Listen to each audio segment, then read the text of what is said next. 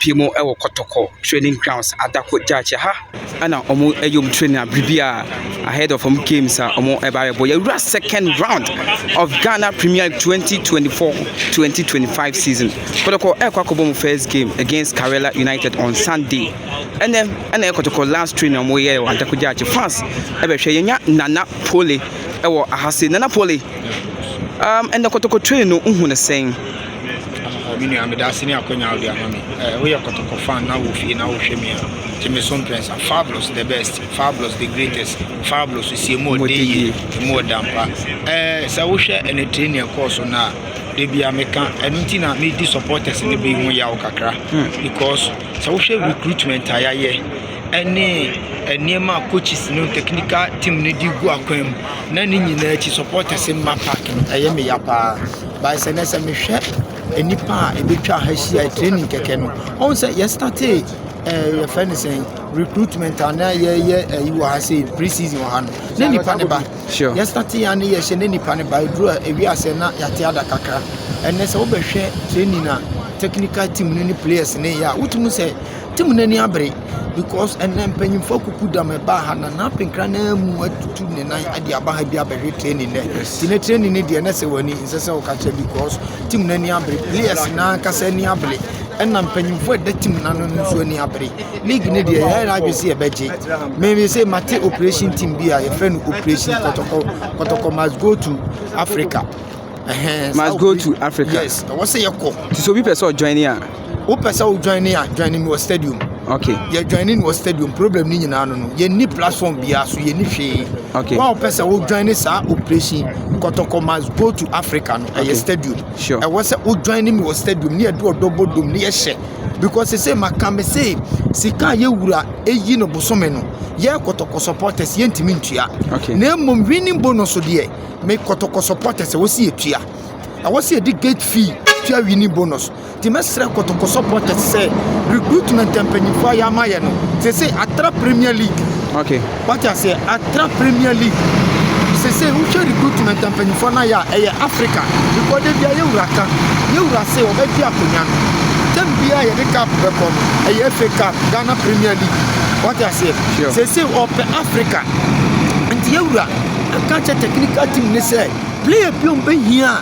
Anasika bi obenya dia to player sebe ya Kotoko Magic League na ko Africa no why you ready hwe first run hwe sika yura yi second run hwe sika yura say di mesre Kotoko supporters say baby agro na duru no atra agudie sure adura ni bre mesre Kotoko fans nyame ya adoma chinechi ya Sunday ye jina kono gidigidi ya ne Karela United hwe nshira nyame yeshira ye first match ye ko Karela ekwoshare ye first match ye born wo league mu ye bo home ye share ye first match ye born second round mu so ye say bo home ye sa ne Karela United na wo hwe Karela United da wa bobe 4 away matches and the last 4 games kwa me nyini so wa shebi what I say intimesere Kotoko supporters say na me aduma Sunday mum ye nyina Manchester Stadium ho ma na esa ebu mpanyimfo na bam hwe me catch obia play say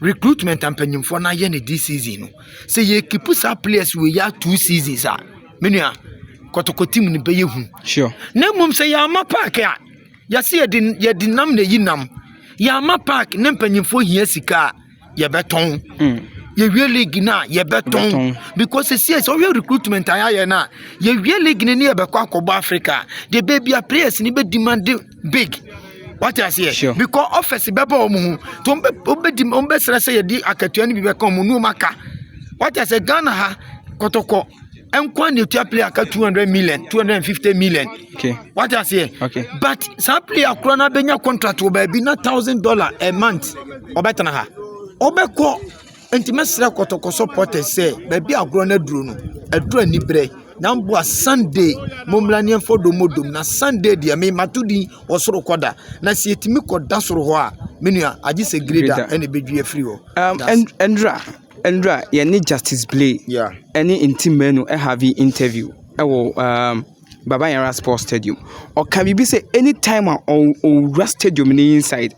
Na ohun se fans no aba na o ma hye Baba Yara Sports Stadium na kwa ye ma ne yam hye no me sa question we na ohun ne se fans na emma stadium bebre na affect team because say players nso mu hu na o yam hye ma, which means I was some ye bibi edi emma team no nanse na players no and as fans na mu ma stadium no na affect team no entiana menu ahwe eye good question pa no obisa me fans team opa Jose Mourinho na edie bentina team bi din se muhu na asabi e wo stadium ayese abande mu mamu home match e wo baby amobọ mo ball ana itimi bande supporters so mamu nko supporters ene edie team okay enunti na me alaji akan bi ka kire house of supporters say ye ton house supporters na kwentimi ntia to be kan up to now me ne nya adwen because wo kasa kire wo supporters can some better supporter na kuma so a eyo enyi obesan ba park okay what you say supporters ene edie team okay enti time akotoko team ni nhye na supporters in ma park no e affect ye sure enti se no kotoko hye ya top players enti mesre ye fans ni se ye mla ma we sa me affect ye mum ye mla park na players ni wura stadium no mu hu dom na we team ni kro wura stadium na kotoko ye kotoko supporters ye na referee boy ye penalty no na adwe se won ye ye tiem penalty we ye den obeje okay ati say na di nipa me san petem penalty ma referee ye penalty na se wo tiem kese na referee no timi bohu no age ko ye referee se na ye omu ho no omu ba results ni shomboto mu okay but supporters ni hu timi to referee so na agenda o de ba na adwe asesa ti mesre ye fans ni say there justice Blake kan ye ne de eno anu mu wura stadium na sa division 2 ni division 1 clubs no ma by league ni mbofro no o be wura stadium no hu said stadium na ye ma player no kwehu to ne so okay what I say ti mesre fans no say mum ye mla in number Sunday Karela United de ye be show mu na mum ye be show mu so de ne fans no na e show mu enu ameda ase pa mesmeda ase amisha kwaba yaba atakujaji eye eji complex na krobia kumasi asante kotoko eye omu training ene eye last trainer omu ye akwakushia Karela United eno eye second round of Ghana Premier 2024-2025 season and first game akotoko ebo omu ebonifie ene yeba age no supporters omu abahase no eso anipa yenya bi aye no mbedi enkomo ewo hase ipacho ye frozen family Osei Prince and now be share kotoko training unhu kotoko training and then saying oh we only say okay after coach is why we had a kind of training now the boys in the film now did say nyame aduma kwesiana esa be kai win coach ni aso de why no na players nso na we say improvement about players ni you know any agisem na kuja share when we saw share kotoko training and the kotoko training on be share player bay na we say why improvement abani bobo ni mu oh players ni nyame ni ko na improvement about the about 2 year okay Lord Amwa very good both year kind of can and ni modern ball park no so managing the kind of player we play managing Kotoko I 7 players recruitment ababeka players omo ewon ho and the unhu Kotoko players omo do mabeka ho ne bi omo trainer omo ye na say already no na bi edikan abobo Kwame Poku edikan aboge Samson Adiku so aboge omo enya game ne bi emoye ema omo abonten enya bi enhwe ye no na wa ba ha unhu omo training no omo players no are they going to help Kotoko team no? Oh, definitely they are going to help the team because like Omahanke can also into Yamaya Aduma Pesada. I'm starting my any better plan. See, a vampire is a Yamaya Aduma Pesada, Mapa, recruitment are omo aye and the trainer Shenka. Why no who say Ura first level anymore? When you Bejana say first level, I'm okay with the team right now. Oh, say them a kind of Mutu. So Uncle first level. Okay, two no. Okay, Mutu. Mr. Yaki say, starting my young coming. And me, I know a question Santino. Yes. Okay. That's why I'm in I'm more than speed no. All right. And then the pass so. Okay. Pass so right. We're second one starting mommy. Starting young in the On starting game no. Okay, Obebo didn't be. Very much say. I ain't fan of a head. No, I don't Ufi Adakujachi, I see. I ain't fan of a student to technical university. Okay. And I'm in some training with us. Ebekoso Baba Nyara Sports Stadium. That the departure for him. But you don't have The young Koda. Oh, okay.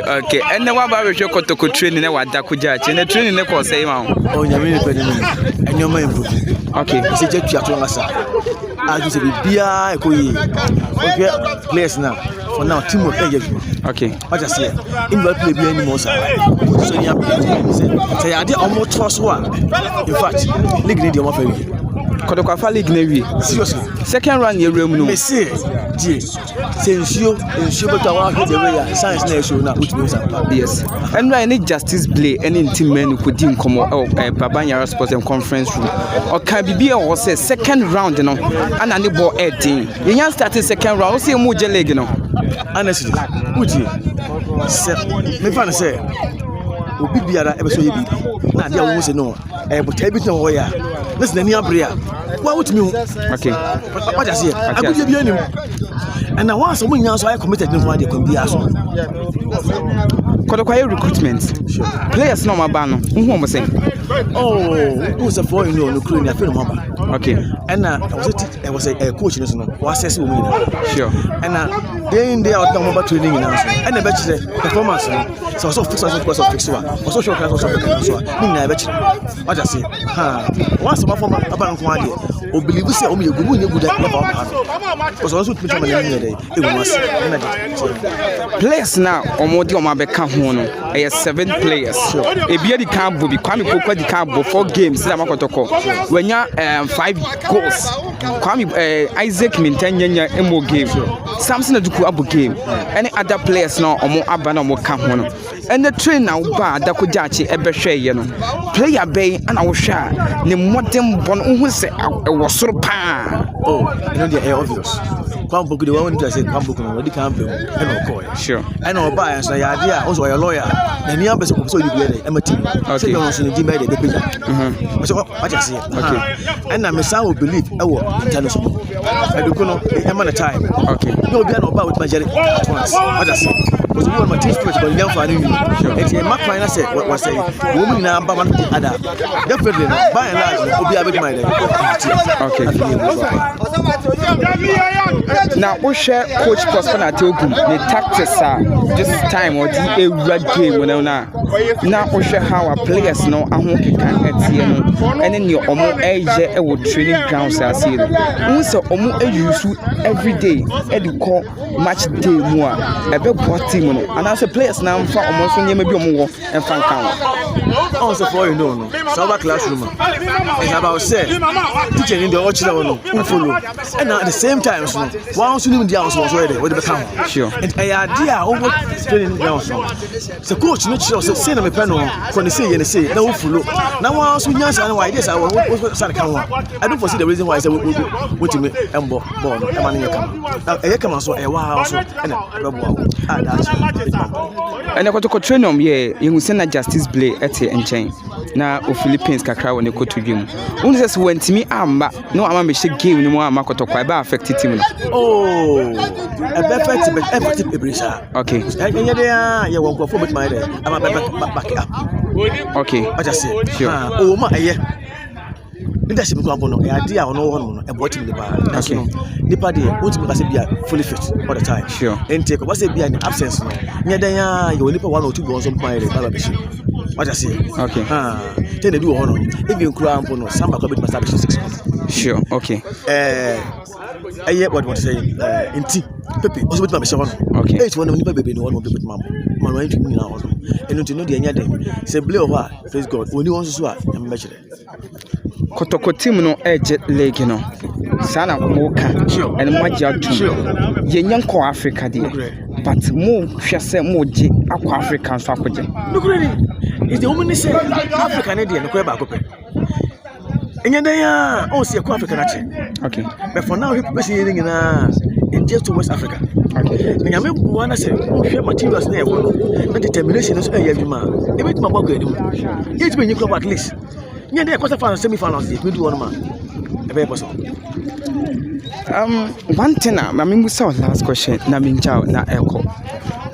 Mo bo home games aya na ahwefo no me che Kotoko supporters no aya na eho fam pa ene wa ba age abehwe Kotoko training I don't know e dinti na ema we supporter dinti na we hu say kwa chew like affect say players no e ba stadium behwe games Ni nyina na say the here was Kotoko ye no ni se mo hia mo ye. Okay. Wa hwe materials na se mo dey ba na e ya dey obi a well determined. Sure. And the results also ba I don't foresee reason why anybody bet na fi. Okay. Se obi ya choba na choba no se tokuro mu a but wuti the aduan elder se nipa nya te se ampa obi se tokuro mu no na aduan elder obi nka je se ono abeba tokuro mu abeba. Okay. Enti dwuma dia ye di no na wa hwe se si anyame adom.